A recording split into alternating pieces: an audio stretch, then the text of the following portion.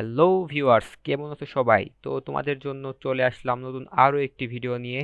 তো যেই ভিডিওতে দেখাবো আমরা কিভাবে রিয়্যাক্ট কাজ করে, তার মানে রিয়্যাক্টের ফোল্ডার স্ট্রাকচার কেমন।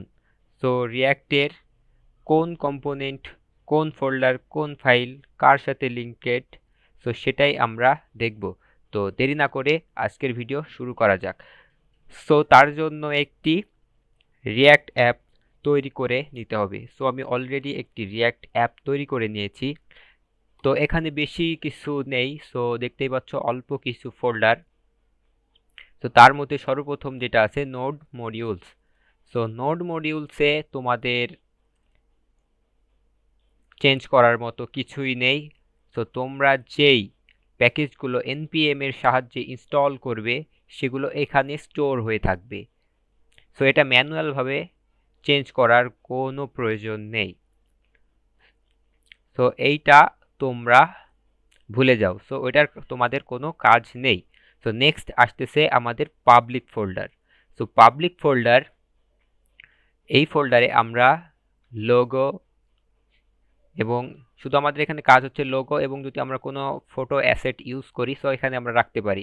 আমরা এসআরসির মধ্যেও রাখতে পারি, সো এখানেও রাখতে পারি। সো এখানে দেখতেই পাচ্ছ এখানে দুইটা লোগো দেওয়া আছে, সো রিঅ্যাক্টের লোগো, যেগুলো আমরা এই অ্যাপটি রান করলে দেখতে পাই। সো আমরা এটি রান করে দেখতেছি।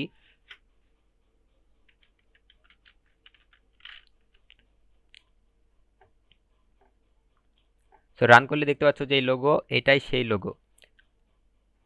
সো নেক্সট আমরা চলে যাচ্ছি এসআরসি ফোল্ডারে।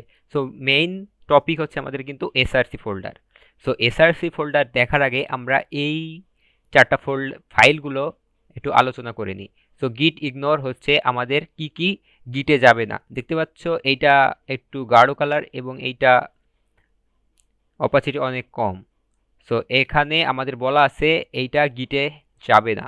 সো গিট ইগনোর করা হয়েছে, সেই জন্য এখানে আমরা অপাসিটি কম দেখতে পাচ্ছি।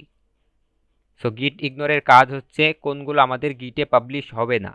তো দেখতে পাচ্ছ নোড মডিউলস কিন্তু অ্যাড আছে, সেজন্য নোড মডিউলস যাবে না। সো নেক্সট হচ্ছে আমাদের প্যাকেজ লক। সো এখানে আমাদের ম্যানুয়ালি কোনো কাজ নেই। আমাদের ফোল্ডারের ভিতরে কিছু চেঞ্জ হলে এগুলো এখান থেকে অটোমেটিকই চেঞ্জ হয়ে যাবে। সো এখানে কিছু ফাইল লক করা আছে, এগুলো আমাদের চেঞ্জ করার কোনো প্রয়োজন নেই। সো নেক্সট চলে যাচ্ছি আমরা প্যাকেজ ডট জেসন, যেখানে আমাদের প্রজেক্টের নাম, ভার্সন এবং ডিপেন্ডেন্সিস থাকবে। সো ডিপেন্ডেন্সিস হচ্ছে আমাদের এই নোড মডিউলসের লিস্ট।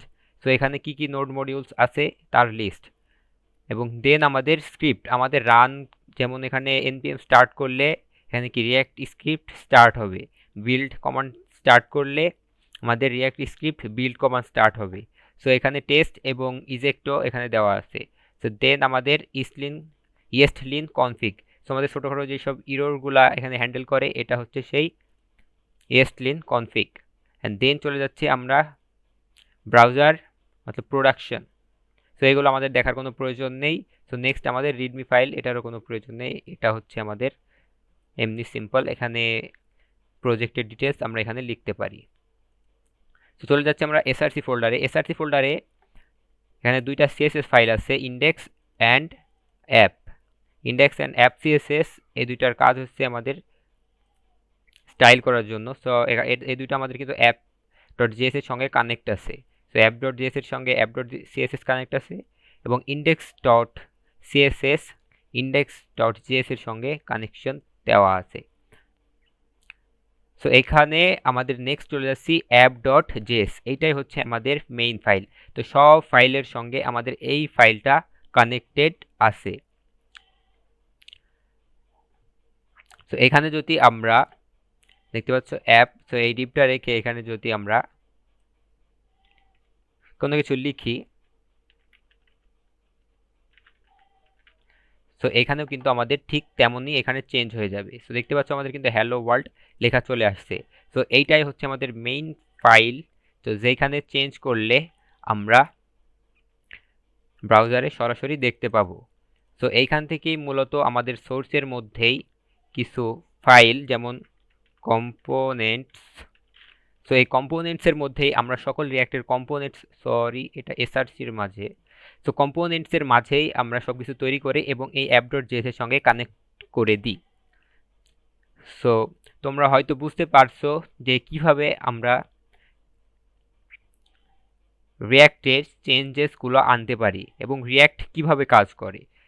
সো এবং রিয়াক্ট কিভাবে কাজ করে এই নিয়ে যদি তোমাদের কোনো প্রশ্ন থেকে থাকে তো সেইটা তোমরা কমেন্ট বক্সে বলতে পারো, অবশ্যই সেটা নিয়ে ভিডিও নিয়ে আসা হবে। তো ততক্ষণ ভালো থাকবেন, বাই বাই।